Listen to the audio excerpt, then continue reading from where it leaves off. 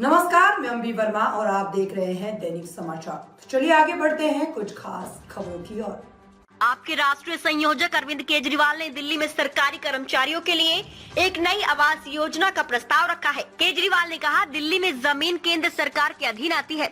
अगर केंद्र सरकार बहुत रियायती दरों पर जमीन मुहैया कराती है तो दिल्ली सरकार उस पर मकान बनवाएगी और सरकारी कर्मचारी आसान किस्तों में भुगतान करके मकान के मालिक बन जाएंगे। उन्होंने बताया कि वे चाहते हैं कि इस योजना की शुरुआत दिल्ली नगर निगम और सफाई कर्मचारियों से की जाए।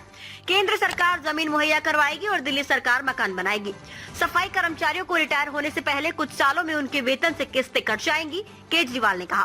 केजरीवाल ने ये भी कहा कि ये योजना गरीब लोगों के लिए है और उन्हें उम्मीद है कि केंद्र और प्रधानमंत्री इस पर सहमत होंगे। भविष्य में इस योजना को अन्य सरकारी कर्मचारियों के लिए भी लागू किया जा सकता है।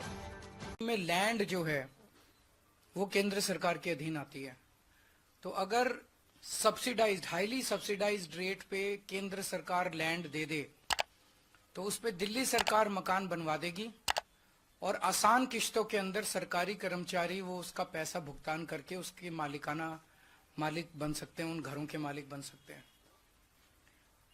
तो मैंने आज उनसे निवेदन किया है कि इसकी शुरुआत हम सभी सफाई कर्मचारियों से कर सकते हैं। इस योजना की एनडीएमसी के सफाई कर्मचारी हैं और नगर निगम के सफाई कर्मचारी हैं और एनडीएमसी के और दिल्ली नगर निगम के जो सफाई कर्मचारी हैं, इन लोगों से इस योजना की शुरुआत की जाए जिसके तहत केंद्र सरकार जमीन दे, दिल्ली सरकार उस पर घर बनवा दे और सभी सफाई कर्मचारी आखिरी के अपने कुछ सालों में अपनी तनख्वाह में से उसकी किस्तें कटवा के और जब तक रिटायर हों तो रिटायरमेंट में उनके लिए एक सम्मानजनक जीवन जीने के लिए घर उन लोगों को मिल जाए। मैं उम्मीद करता हूं कि केंद्र सरकार इसके लिए राजी होगी, प्रधानमंत्री जी इसके लिए राजी होंगे, क्योंकि गरीबों के बारे में है। तो पहले सफाई कर्मचारियों से इसकी शुरुआत करते हैं।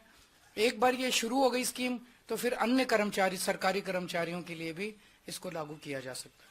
तो ये बेहद कल्याणकारी, जैसे